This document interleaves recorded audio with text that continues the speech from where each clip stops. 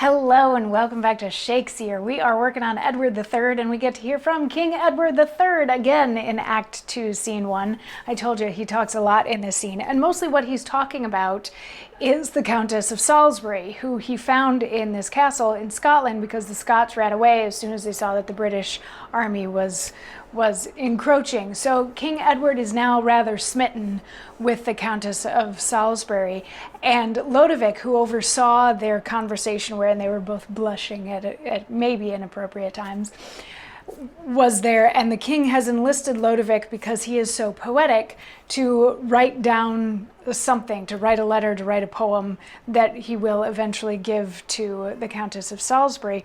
But he hasn't been entirely forthcoming about that yet. He was just like, Lodovick, go get pen and ink and paper, which Lodovick does, and he comes back, he's like, all right, I want you to write something beautiful and you're going to be poetic. And Lodovick was like, who am I writing to? And the king's like, well, you're going to be writing to this beautiful person, blah, blah, blah, and this woman. And he's like, so I'm writing to a woman? And the king's like, obviously, did you think that you were writing to a horse? And Lodovick is like, well, tell me what her social status is so that I can write appropriately. And the king says, of such a state that hers is as a throne, and my estate the footstool where she treads. Then mayest thou judge what her condition is by the proportion of her mightiness. Write on, while I peruse her in my thoughts. Her voice to music or the nightingale. To music every summer leaping swain compares a sunburnt lover when she speaks. And why should I speak of the nightingale? The nightingale sings of adulterate wrong, and that compared is too satirical. For sin through sin would not be so esteemed, but rather virtue sin, sin virtue deemed. Her hair, far softer than the silkworm's twist, like to a flattering glass doth make more fair the yellow amber. Like a flattering glass comes in too soon. For writing of her eyes, I'll say that like a glass, they catch the sun, and thence the hot reflection doth rebound against my breast, and burns my heart within. Ha, ha, ha, ha! What a world of descant makes my soul upon this voluntary ground of love. Come, Lodovick, hast thou turned thy ink to gold? If not, write but in letters capital my mistress' name, and it will gild thy paper. Read, Lord, read. Fill thou the empty hollows of mine ears with the sweet hearing of thy poetry.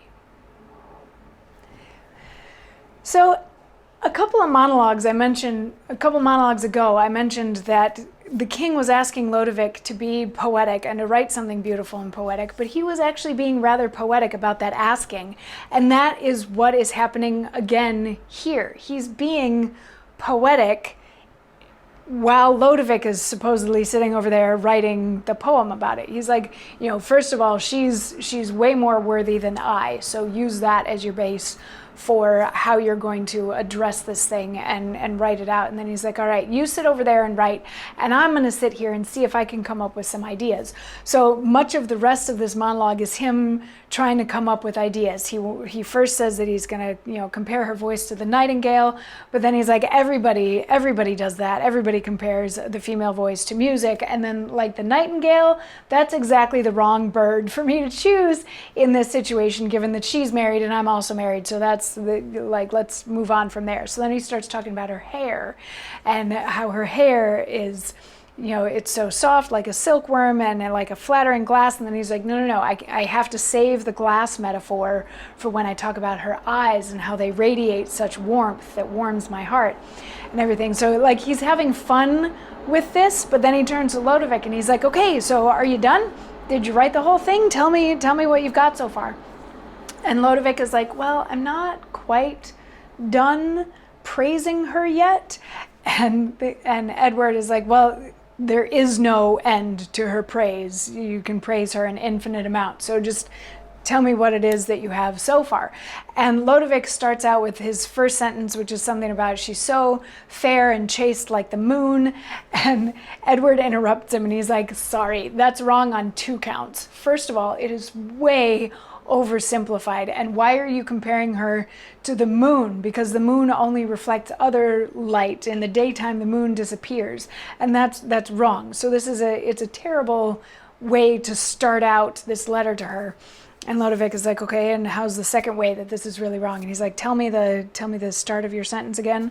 And Lodovick says, you're so fair and chaste. And the king is going to expound with what's wrong with that in tomorrow's monologue. So I will see you then. Mwah.